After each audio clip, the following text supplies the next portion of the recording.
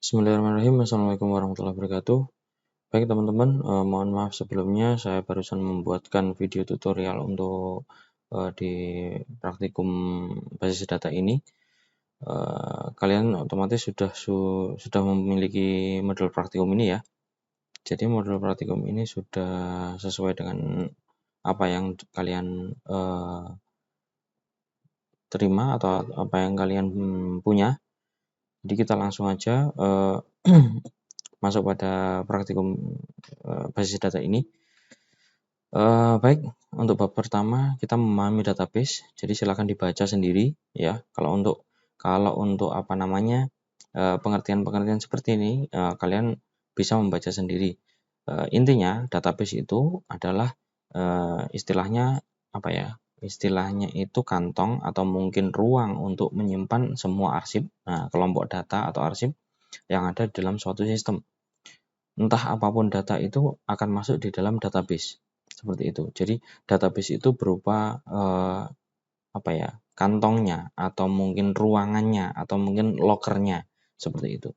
Jadi sebuah sistem harus mempunyai database jika ada data-data yang disimpan atau ada data-data yang akan di-upload atau di-download seperti itu. Nah, silakan dibaca sendiri, intinya seperti itu. Kita langsung praktek. Teman-teman kalau misalnya belum mempunyai mempunyai akses atau aplikasi untuk DBMS, Database Management System, itu bisa download. Misalnya salah satunya yang biasa kita gunakan yaitu SMPP. Jadi silahkan download SMPP-nya. SMPP seperti ini. Oke. Oh, maaf. Nah, ini seperti ini. Nah, nanti setelah diinstal, saya menggunakan versi 3.3. Setelah diinstal nanti dijalankan ininya, apa aja dan MySQL-nya. Nah, silahkan dijalankan. Kemudian ditutup aja enggak apa-apa. Nanti otomatis dia masih berjalan di bawah sini. Oke, nanti silakan dibaca sendiri bentuk-bentuk perancangan basis datanya, kemudian fitur-fiturnya, kemudian ada normalisasinya seperti ini. Nah, ini normalisasi ya contohnya ya. Misalnya ada tabel seperti ini. Nah, ini tabel buku ya ini. Tabel buku. Ada buku PHP, ada buku MySQL dan PHP. Halamannya seperti ini dan topiknya seperti ini. Bentar, saya buatkan presentasi aja ya biar enak. Nah, biar di sini. Oke. Nah, jadi bentuk normalisasi pertama, normalisasi itu bagaimana memecah tabel ini itu menjadi lebih normal atau lebih bisa enak dibaca. Normalisasi pertama itu nanti disendirikan seperti ini. PHP dengan PHP, MySQL PHP dengan MySQL PHP seperti ini. Nah, meskipun topiknya masih belum berurutan. Nanti bentuk normalisasi kedua itu nanti disendirikan sesuai dengan topiknya. Seperti itu. Nah, ini menurut judul bukunya. Sebenarnya kan bukunya ada 2 seperti itu. Nah, kemudian dinormalisasikan seperti ini, pemrograman internet basis data pemrograman seperti itu. Ini hanya bentuk normalisasi aja. Oke, kita menuju ke bab kedua, membuat database. Oke, teman-teman, kalau sudah diinstal ya nanti akan masuk ke dalam Nah, akan masuk ke dalam prosesnya, yaitu prosesnya ini data definition language dan DML, data management language, membuat database. Jadi ada sintaksnya untuk membuat database seperti ini. Dan untuk database-nya itu sintaksnya adalah create database seperti itu. Nah, kita contohkan ya. Kita masukkan ke dalam. Nah, ini dari awal aja ya. Oke. Dari awal kita menuju ke SMPP dulu ya. Setelah nanti SMPP-nya itu sudah diaktifkan, otomatis masuk di sini ya SMPP. Nanti silahkan masuk ke CMD, bisa dengan Windows R, kemudian ketik CMD aja. Nah, seperti ini. Kalau sudah muncul seperti ini, nanti bisa masuk ke MySQL-nya. Misalnya MySQL-nya itu cd kita masuk ke C-nya, nanti dilihat SMPP-nya nanti masuk ke C. Kita cek di sini ya, ke C. Nah, sini C. SMPP otomatis nanti di sini. Nah, nanti kita menuju ke bin-nya di sini.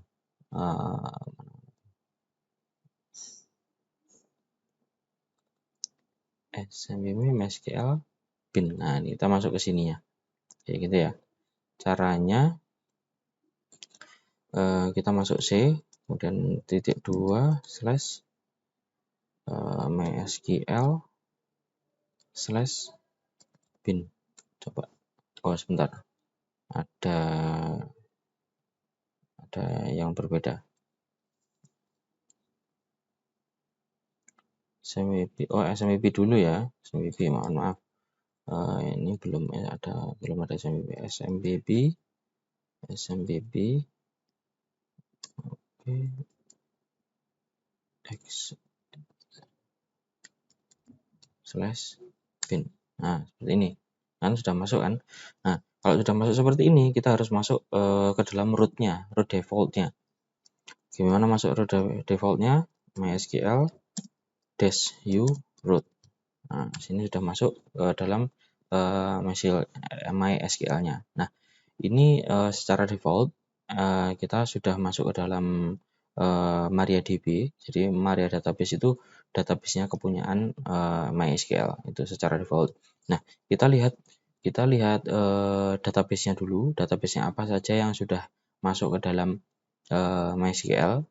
Secara default itu ada database yang sudah tertanam di dalam MySQL. Caranya kita ketik show databases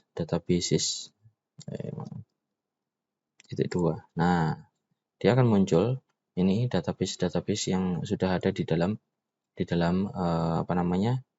MySQL. Nah, seperti ini. Nah, kita menuju ke modul lagi. Nah, kita akan membuat database, yaitu create database. Nama database-nya adalah DB karyawan. Nah, sintaksnya seperti ini. Create database DB karyawan titik 2. Seperti itu. Nah, kita contohkan ya. Create database ya, spasi DB karyawan. Karyawan. Titik koma. Set. Maaf. Oh, kenapa? Oh, salah sintaksnya. Database. Kurang A gini. Besar ya, hurufnya besar ya. Oke. Nah, kalau sudah muncul di sini seperti ini, otomatis database DB karyawan itu sudah muncul. Coba kita lihat show databases. Nah, dia akan muncul seperti ini di sini DB karyawan ini. Oke. Nah, ini dalam penulisan database diperbolehkan menggunakan spasi atau karakter khusus, tidak diperbolehkan ya, tidak diperbolehkan. Tidak boleh diawali dengan angka. Oke. Sudah kan? Sudah database, sudah. Nah, kemudian ada lagi use database. Use database ini jika kita menggunakan database DB karyawan. Coba. Ini kan masih belum aktif database-nya. Kita belum masuk di dalam database karyawan. Gimana caranya untuk masuk dalam DB karyawan? Pakai dengan use DB underscore karyawan. 2. Nah, oke, database change. Nah, MariaDB DB karyawan. Tadi kan non itu tidak menggunakan tidak masuk dalam suatu database apapun. Nah, kalau sekarang sudah masuk dalam DB karyawan. Nah, seperti ini. Menghapus database. Nah, menghapus database otomatis kita juga sama. Jadi nanti kita akan menghapus, misalnya kita akan menghapus apa ya? DB karyawan ini aja ya. Nah, coba kita akan menghapus DB karyawan ini ya. Oke. Drop ya tadi ya. Drop database DB karyawan. Oke. Slash. Nah, otomatis database-nya yang ada dalam sini itu akan hilang. Coba kita lihat. Show. Mana show? Nah, coba kita lihat. Nah, karena otomatis database-nya akan hilang. Oke, kita buat lagi create database ya. Create database kemudian DB underscore karyawan. Oke, nah kita akan buat lagi. Ya, sudah muncul. Kita gunakan database ini biar aktif. Caranya tadi kita kembali lagi use database, use db karyawan. Oke, kita sudah masuk. Oke. Nah, kita akan membuat tabel-tabel yang ada di dalam database. Ini ada banyak.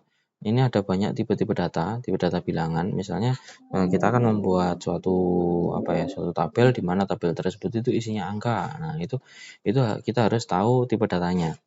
Misalnya ini tipe data tiny integer, tiny int, ukuran 1 bit, bilangan bulat terkecil dalam jangkauan untuk bilangan bertanda min dari min 128 sampai 127. Dan untuk yang tidak bertanda 0 sampai dengan 255. Bilangan tak bertanda ditandai dengan tanda unsigned. Nah, itu. Tapi biasanya itu mereka kebanyakan programmer itu menggunakan integer ini seperti ini. Ya, ukuran 4 bit, bilangan bulat dengan jangkauan bilangan ini. Min sini sampai plus ini. Kan jangkauannya lebih banyak seperti itu. Atau integer ini sama int seperti itu. Big integer, float, double, dan ini nanti bisa dibaca sendiri-sendiri. Nah, kalau ini untuk date, untuk data tanggal. Misalnya kita membuat tabel di mana di dalamnya itu ada tanggal. Nah, nanti tipe datanya itu diberikan tanggal saja. Oke, kita menuju ke langsung data karyawan. Kita buat di dalam database karyawan itu membuat 4 tabel, yaitu tabel pribadi, tabel pekerjaan, tabel bagian, dan tabel gaji. Nah, ini tabelnya seperti ini. Pribadi, nama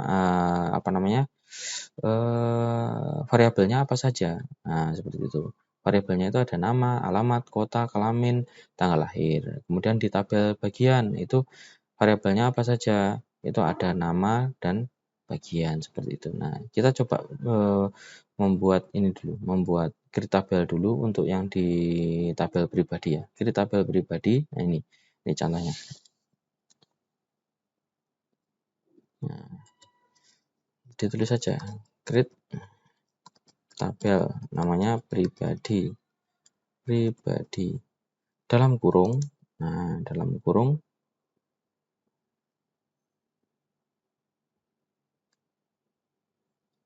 langsung enter atau spasi enter atau enter aja enggak apa-apa. Enter.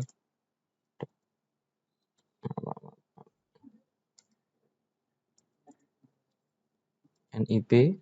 Nah, NIP itu yang awal ini tadi. NIP, nama, alamat, kota, kelamin, tanggal lahir. Nah, NIP ini kenapa dikasih tulisan PK? Nah, ini digunakan untuk membuat membuat primary key seperti itu. Nah, NIP small integer, kita menggunakan small integer, kemudian primary key seperti itu. Koma, kemudian nama itu kita menggunakan tipenya karakter dengan isiannya adalah 25 kata seperti itu. Kemudian alamat kita menggunakan karakter dengan isiannya 35, lebih banyak. Oke. Kemudian kota menggunakan karakter juga dengan isiannya 15. Oke. Kemudian kelamin dengan enum itu nanti pemilihan ya di dalamnya. Nah, jadi ada P, ada W seperti itu. Nah, itu enum namanya.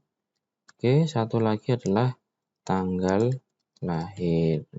Di mana tanggal lahir ini kita menggunakan date sebagai tanda tipe datanya. Oke, kemudian titik 2 enter. Oke. Nah, sudah jadi. Nah, kalau misalnya udah ada ininya null row affected. Nah, oke. Oke, nanti bisa diteruskan untuk bagian pekerjaan dan ini golongan. Nah, gaji. Nah, ini tabel gaji nih ya. Maaf ya. Ada tulisannya sebenarnya tabel gaji. Nah, sesuai dengan variabelnya. dikerjakan, ya, oke. Sampai nanti di tabel gaji sini. Nah, tabel gaji ini untuk tunjangan golongan. Nah, ini integer unsigned. Nah, nanti unsigned itu apa? Menyatakan bilangan tak bertanda, artinya hanya bilangan positif saja. Jadi nggak mungkin toh, maksudnya tunjangan atau gaji itu nanti min, nah kayak gitu. Nah, jadi nggak bisa. Jadi harus diberikan keterangan unsigned seperti itu. Nah, kemudian nanti ada kita melihat tabelnya, tabel yang ada di dalam database ini. So tables kedua, nah ini ada yang sudah dibuat adalah tabel pribadi. Ini yang barusan saya buat. Nanti coba silakan dibuat tabelnya sampai tabel bagian gaji, pekerjaan, dan pribadi. Oke, nanti di screenshot ya, di screenshot kemudian dikumpulkan atau di screenshotnya itu sesuai dengan komputernya masing-masing. Nah, nanti akan berbeda di sini. Akan ketahuan kalau misalnya screenshotnya itu hanya copy. Nah, nanti akan berbeda di sininya. Nah, nanti akan berbeda. Oke. Itu video tutorial yang pertama. Jadi nanti untuk yang kedua itu melihat struktur tabel describe pribadi. Coba kita melihat describe pribadi. Nah, titik 2. Nah, dia akan muncul seperti ini. Yang kita ketik tadi, yang kita buat tadi, muncul seperti ini. Ini untuk melihat struktur tabel. Kemudian jika mengalami perubahan, misalnya perubahan terjadi sebatas field dan kolom saja. Jadi akan merubah antara misalnya merubah ini nama bagian, nama departemen. Nah, misalnya seperti itu. Menggunakan perintah alter table seperti itu. Jadi nanti ketika misalnya di nama bagian nanti ya, di bagian sini, di bagian ini nama bagian itu nanti ternyata salah. Nah, diganti dengan nama nama mana tadi? Nama departemen. Nah, ini contohnya seperti itu. Itu nanti digunakan menggunakan alter table. Itu ya. Coba saya akan membuat tabel bagian dulu. Nah, tabel bagian. Nah, sini. Create tabel bagian dalam kurung enter kode underscore sebagian char primary key. Nah, char primary key gitu ya, koma. Kemudian nama bagian. Nama bagian adalah karakter dengan isian 12, panjang fieldnya adalah 12. Oke, selesai. Oke, sudah ini ya. Coba kita lihat describe-nya dari bagian. Oke, muncul. Nah, ini primary key-nya seperti ini. Nah, kita akan merubah nama bagian ini menjadi nama departemen. Nah, caranya itu dengan tadi, alter table tadi. Nah, misalnya sini, alter table.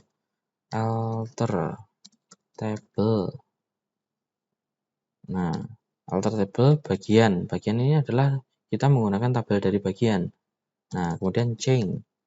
Apa yang dirubah? Nama fieldnya, misalnya nama bagian dirubah menjadi dengan nama departemen. Nama departemen. Seperti itu. Tipe datanya apa? Char dengan panjangnya 12. Sini, panjangnya 12. Nah, ini panjangnya 12. Udah, titik koma. Langsung ini nanti akan berganti. Coba lihat describe-nya ya. Describe dari bagian. Oke, dia akan berubah jadi nama departemen. Nah, itu alter table. Oke. Kemudian mengganti nama tabel. Misalnya tabel bagian menjadi tabel departemen. Nah, ini. Nah, ini sama. Alter tabel bagian, rename menjadi departemen. Nih, departemen. Langsung D2. Nah, jadi apa namanya? Departemen, apa namanya? Tabel departemen, bukan tabel bagian lagi. Coba show tabel ya. Coba show tabel. Nah, yang kita buat tadi adalah departemen dan pribadi, seperti itu. Oke ya. Oke, kemudian menghapus tabel seperti ini, ada drop table. Nah, nanti akan kita teruskan di bagian relasi. Oke. Ya, kemudian ini tolong di screenshot semuanya. Terserah mau jadi berapa gambar, nanti tolong dikumpulkan atau disubmit di Bebas Umbu. Oke. Itu saja yang bisa saya sampaikan pada tutorial pertama ini. Nanti akan dilanjutkan di relasi atau di materi selanjutnya. Oke, itu saja. Assalamualaikum warahmatullahi wabarakatuh.